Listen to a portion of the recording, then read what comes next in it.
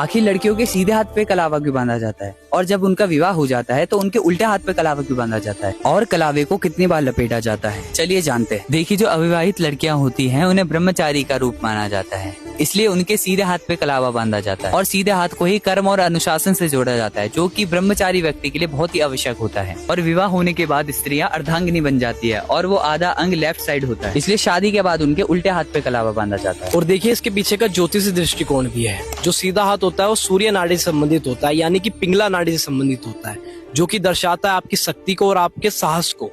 जब भी कोई सीधे हाथ में कलावा बांधता है तो उसकी शक्ति बढ़ती है और कहीं ना कहीं उसका साहस बढ़ता है, जो कि एक ब्रह्मचारी व्यक्ति के लिए और एक पुरुष के लिए आवश्यक है।